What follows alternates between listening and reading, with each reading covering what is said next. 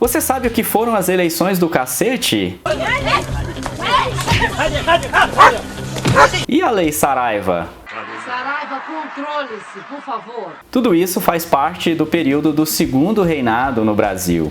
Essa é a nossa terceira aula, onde a gente aborda o tópico ainda de política, mas agora falando sobre as eleições e a cidadania no geral durante o período do Segundo Reinado. Bora lá! Com relação à cidadania e às eleições, bom, a gente sabe que nessa época, né, apesar dos direitos aí estarem na Constituição, eles eram direitos extremamente desiguais, até porque, né, a maioria das pessoas não podiam votar porque não tinha renda, sem falar numa ampla população de escravizados, que esses não tinham direitos políticos, né, não eram considerados aqui cidadãos. Então havia muita arbitrariedade, obviamente, por vivermos num país, num regime escravocrata. Fraudes eleitorais eram muito comuns. É até difícil mensurar qual é a extensão dessas fraudes eleitorais e como elas poderiam modificar o jogo político aqui, que a gente não teria mecanismo para fazer essa análise aqui direito. Mas a Miriam Doroukhoff, por exemplo, dá uma relativizada nisso. Ela fala, olha, os outros países também não eram muito diferentes aqui do Brasil. Era comum para os regimes representativos na época existir aí essas fraudes. Além das fraudes, havia também clientelismo, ou seja, relações entre fazendeiros e pessoas pobres, relações de trocas de favores, de redes de proteção, de lealdade. Então, tudo aquilo que muitas vezes se aponta de forma muito contundente na Primeira República não significa que foi inventado na Primeira República. Desde aqui da época imperial já existia clientelismo, né? Coronelismo, entre aspas. Por outro lado, né, a gente pode considerar que o voto sim era importante, embora fosse para uma fatia pequena aqui da população, porque ele era uma forma de aprendizagem da cidadania e também uma forma aí de entender a normatividade do funcionamento do Estado. Quer dizer, ao mesmo tempo, isso também era utilizado, essa ideia aqui da cidadania, para legitimar o poder, para legitimar o próprio Estado, né, através aí do voto, mesmo sendo voto censitário. E uma dos exemplos aqui que a gente pode citar com relação a fraudes, a violência, é as chamadas eleições do cacete, que aconteceram em 1840. O Brasil estava sem imperador, a gente estava no período ainda regencial. E os liberais vão apoiar que a maioridade do imperador fosse antecipada, porque segundo a Constituição ele só poderia subir ao trono, ele só podia virar imperador aos 18 anos. O que eles fizeram, arrumaram uma artimanha lá para ele subir ao trono com 16 anos de idade. Os liberais foram os principais apoiadores disso, porque na época os conservadores estavam dominando os ministérios e um dos conservadores era o regente da época. Então imagina, né? A vida não estava fácil aqui para os liberais. Os conservadores vão acabar coadunando com essa ideia de antecipação da maioridade, porque fazia parte do projeto deles de centralização também. Enfim, Dom Pedro sobe ao poder e acaba privilegiando os liberais, porque eles, enfim, que negociaram tudo isso. Dom Pedro acaba destituindo o ministério conservador, nomeia ministros liberais, vai fazer eleições e nessas eleições a maioria, então, da Câmara é de liberais. Só que essas eleições vão ser acusadas de fraude e violência. Por quê? Vai se utilizar de algumas artimanhas, por exemplo, a substituição de presidentes de província, o cargo ele era nomeado, né, presidente de província. Os caras que eram encarregados de fiscalizar a eleição também foram substituídos na véspera e homens armados estavam indo até as urnas, as zonas eleitorais, ameaçando as pessoas, a caso então de brigas, de violência, de mortes, né, de assassinatos que vão acontecer em 1840, nas chamadas eleições do cacete. E aí, enfim, depois dessas eleições, essas denúncias serão acolhidas por Dom Pedro e vai acabar dissolvendo novamente a Câmara e também demitindo o gabinete de ministro, convocando novas eleições. Com relação às leis eleitorais e a organização das eleições, era um ponto de muita disputa entre parlamentares, entre políticos conservadores e liberais. Ambos concordavam que era importante para a manutenção da ordem também. A política era uma via de institucionalizar os conflitos entre os setores aqui da elite. Nós temos algumas leis importantes em relação a isso no período aqui do Segundo Reinado. De 1842, que foi promulgada pelo Executivo, as leis de 1846, 55, 75 e 81 foram aprovadas no parlamento. Lembremos que nessa época não havia justiça eleitoral. A fiscalização ficava a cargo da Câmara e do Senado e era ao fim do processo onde se analisava aí as atas e as possíveis denúncias que pudessem haver a respeito de fraudes. A lei de 1842, onde havia um ministério conservador na época, justamente devido aí às eleições do cacete, né, que o Dom Pedro vai demitir a galera. Depois dessas novas eleições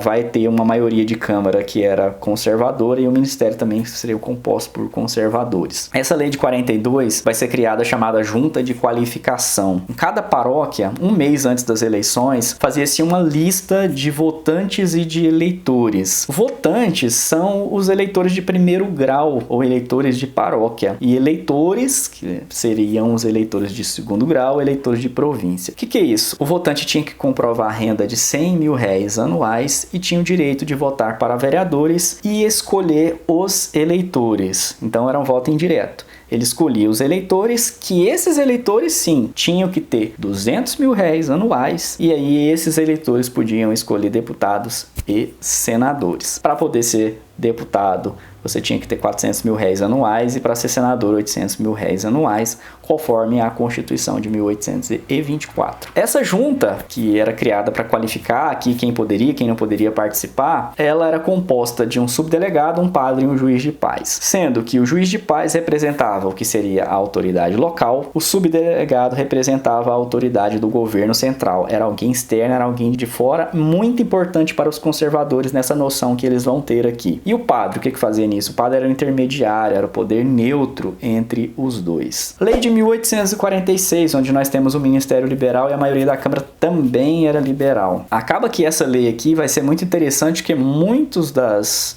medidas, das características dela, dos aspectos, né, dos artigos aqui que ela vão colocar, vai funcionar para muito tempo, até os dias atuais. A gente tem muitas coisas que se assemelham ao que está nessa lei de 1846. As eleições agora elas vão acontecer em todo o país num mesmo dia, e acabou o voto por procuração, ou seja, a abolição do voto por procuração, onde você podia votar no lugar de uma pessoa com a assinatura dela, né, com a anuência dela anteriormente. Não havia isso mais agora, de acordo com essa lei. A junta vai ser reformulada pela crítica aí que os liberais vão fazer. Agora ela só estará composta por um juiz de paz, que é alguém mais votado lá daquela região, daquela comunidade, mais 2 eleitores e 2 suplentes de eleitores. Então isso era a ideia dos liberais de privilegiar, né, as forças locais, né? Só para vocês entenderem aqui essa ideia da descentralização. A arbitragem das eleições seria feita agora pelos próprios partidos. E outro ponto importante dessa lei é a indexação em prata da renda exigida para votar. E agora haverá um reajuste inflacionário, porque desde 1824, enfim, houve uma desvalorização da moeda, então que valia obviamente 100 mil réis lá em 24, já não é a mesma coisa que vale aqui em 1846. O votante, que é o eleitor de primeiro grau, o eleitor de paróquia, ele precisa ter agora 200 mil réis anuais, e o eleitor,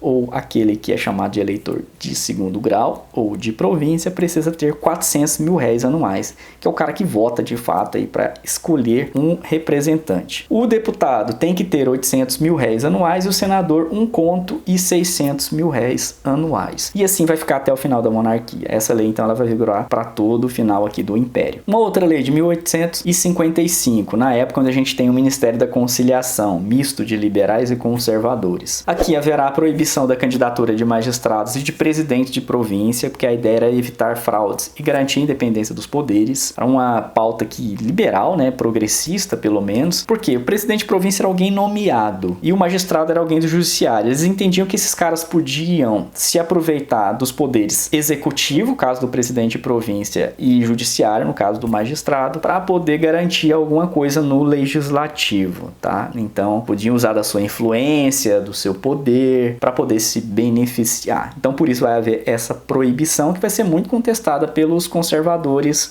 mais retrógrados, digamos assim. E em 55 também haverá a criação do voto distrital, aquilo que a gente já falou. As províncias foram divididas entre o número de parlamentares que elas tinham para representar, para a ideia pelo menos representar aqui as correntes de opinião e não eleger chapas, né, como havia anteriormente. Você votava direto na chapa, então você votava num bloco de parlamentares em determinada província. Lei de 1875, outra dessas leis aqui eleitorais. O ministério aqui agora era conservador moderado, dirigido pelo Visconde do Rio Branco, o pai do Barão do Rio Branco. Aqui a gente tem a abolição do voto distrital. Os conservadores não curtiram o voto distrital, só que os eleitores agora passavam a votar em 2/3 do número de vagas de deputado de acordo com a sua província. E havia agora uma qualificação para votar que era permanente, a criação do título de eleitor. Então, em vez de haver uma junta de qualificação que ela vinha um mês de antes para dizer quem podia e quem não podia votar, se criava logo um documento que comprovava que aquela pessoa podia votar, o título de eleitor, e ele virava permanente. Ele só podia perder esse título se acontecesse algum problema, ele não conseguisse comprovar a renda mais e tal, mas geralmente ele ficava aí então permanente. Por último, a lei de 1881, das leis mais conhecidas aqui da época, na época onde havia um ministério liberal, e ela vai ser chamada de Lei Saraiva, porque ela remetia ao presidente do Conselho de Ministros aqui da época, que era o conselheiro Saraiva. Aqui volta o voto distrital, então aquele voto distrital que tinha sido aprovado na lei de 1855 volta, que retorna em 1881, e a eleição passa a ser direta. Então vai abolir a ideia de votantes ou de eleitores de primeiro grau, né, de eleitores de paróquia. Os eleitores agora vão votar diretamente em deputado e senador. A renda mínima, R$200 mil anuais, ou seja, significa que aqueles então que eram chamados de eleitores de paróquia, eles estão qualificados para votar diretamente. Eles não precisam mais votar em alguém que vai votar em outra pessoa para os representá-los, né? Um aspecto importantíssimo da Lei Saraiva é a exclusão dos analfabetos, ou seja, se você fosse analfabeto, não poderia votar mais. Só que essa regra ela só valia para aqueles novos eleitores. Ou seja, se você votasse e fosse analfabeto, você poderia continuar votando. Mas se a pessoa ela ia ganhar o direito de votar e não fosse analfabetizada, aí sem chances ela não podia votar. Esse aspecto aqui, esse código aqui eleitoral, ele só vai cair em 1988 na Constituição Cidadã. Daí então o voto dos analfabetos sempre foi proibido no Brasil. Por conta dos mecanismos rígidos que vai ser criado aqui pela Lei Saraiva, mecanismos rígidos de comprovação de renda, o número de eleitores vai cair drasticamente na próxima eleição. Enfim, é isso que eu tinha para dizer aqui a respeito da política no Segundo Reinado, e logo mais a gente volta com outro vídeo aí abordando outros aspectos desse período da história do Brasil. Valeu e até a próxima.